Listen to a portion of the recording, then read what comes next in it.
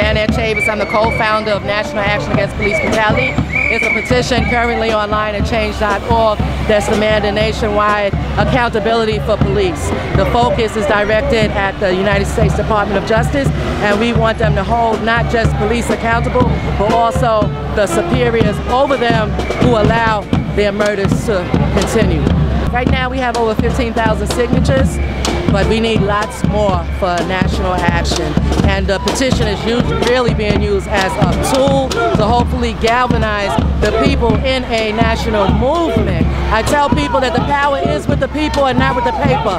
But by all means sign it, because we would like to show the government that the people mean it to the degree that they're willing to put it down in black and white and sign their name to it. So we want those signatures so that we can have a physical copy saying, yes, this in fact is the will of the people, not just the will of a few.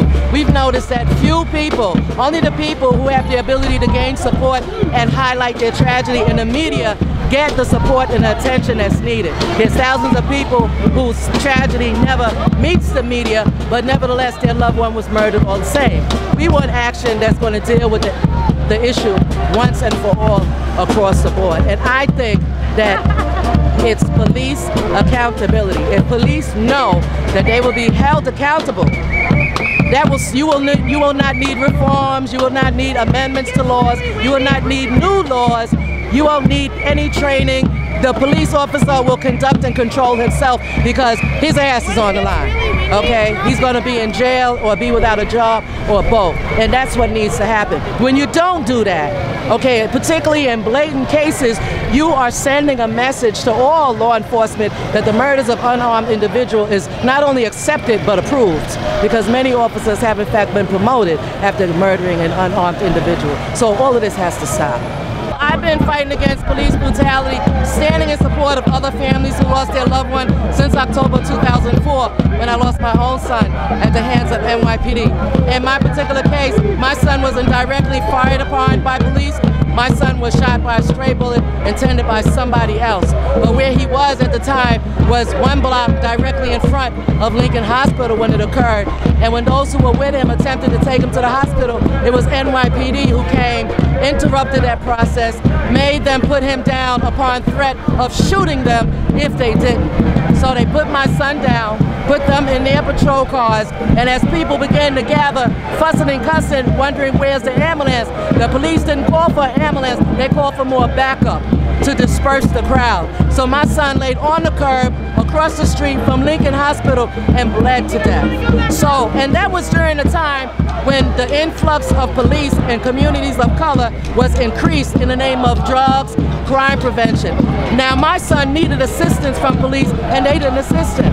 Not only did they not give him no assistance themselves, but they prevented those who were willing and able to get him the medical attention that he needed. So I'm the last person that you could convince that police are in our communities to protect and serve. Because my son needed some assistance, and not only did they deny it, but they prevented those who were there. I spoke to the police concerning that. Why didn't you aid my son? Why didn't you help him get to the hospital? It was right there in clear sight, because we don't move the bodies. But I've never seen an instance where an officer was shot and he was allowed to lay there and bleed to death. So we see, even in situations like that, there's a disparity where there's one set of law for the people, another set of law for the police. By the same token, if you and I were accused of a crime today, simply accused, we would be arrested, charged, and brought before the judge within 72 hours. In the case of law enforcement, even with evidence blazing in our face that a murder has been committed, nobody's charged. So there's some major issues that need to be dealt with law enforcement, and I hope the demand for national action will address each and every one of them. If you have a cell phone, anywhere you are, you can simply Google National Action Against Police Brutality. That's all you have to remember is nationwide National Action Against Police Brutality. It will be the first thing that comes up. on a petition. And under that, you will see National Action Against Police Brutality on Facebook, because I have a page on Facebook called National Action Against Police Brutality that's devoted entirely to it. And we post the videos of police brutality across the United States. We post the articles. I do my own videos as well to show people, because some people, a certain aspect of America still feel police are just doing their job, and that a little bit of bloodshed and murder, it just goes with the job. They're not quite convinced that people's rights are being violated and people are being outright murdered. So I post these things so that they can see for themselves and hopefully persuade them to sign my petition.